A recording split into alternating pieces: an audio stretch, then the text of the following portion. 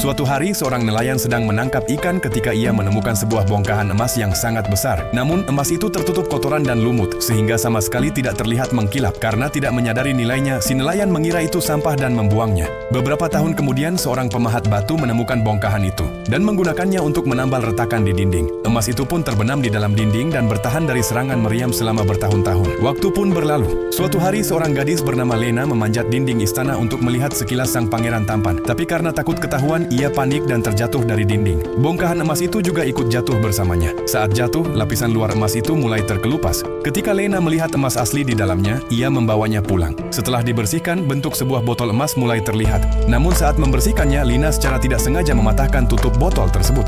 Seketika itu juga, asap hitam berwarna-warni keluar dari botol dan berubah menjadi sosok raksasa. Lena pingsan karena ketakutan. Sebuah tangan besar menangkapnya dan membangunkannya. Sosok itu mengungkapkan bahwa ia adalah jin yang terperangkap di dalam botol. Karena sebuah kutukan. Kutukan itu hanya bisa diangkat jika seseorang memberinya 3 permintaan. Lena yang jatuh cinta pada sang pangeran menginginkan untuk selalu bersama dengannya. Jin itu mengeluarkan minyak ajaib dari botol dan menyuruh Lena mengoleskannya ke seluruh tubuh. Untuk keamanan, mereka menyembunyikan botol itu di bawah ubin lantai. Kemudian jin itu membisikkan nama Lena ke telinga sang pangeran. Keesokan harinya, saat pangeran melihat Lena, ia langsung jatuh hati padanya. Lena pun segera menjadi ratu yang paling dicintai. Untuk memperkuat posisinya di istana, Lena mengajukan permintaan kedua untuk melahirkan seorang putra.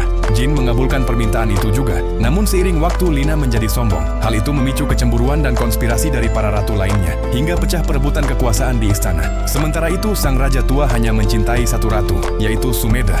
Sumedha ingin anaknya menjadi raja berikutnya. Ia mulai menyebarkan desas-desus bahwa sang pangeran sedang merencanakan pemberontakan. Ia menghasut raja dan menyebabkan perpecahan antara ayah dan anak. Akhirnya, raja membuat keputusan keras dan memanggil pangeran untuk dibunuh oleh para prajuritnya. Sang pangeran pun tewas tanpa kesalahan apapun. Saat jin mengetahui hal itu, ia segera meminta Lena untuk menyampaikan permintaan ketiga agar ia bisa bebas. Namun Lena yang tenggelam dalam kesedihan tidak meminta apa-apa. Para ratu lain menangkapnya, memasukkannya ke dalam karung, dan melemparkannya ke laut. Jin mencoba menyelamatkannya, tapi seekor raksasa menghadangnya. Saat ia melompat ke laut, semuanya sudah terlambat.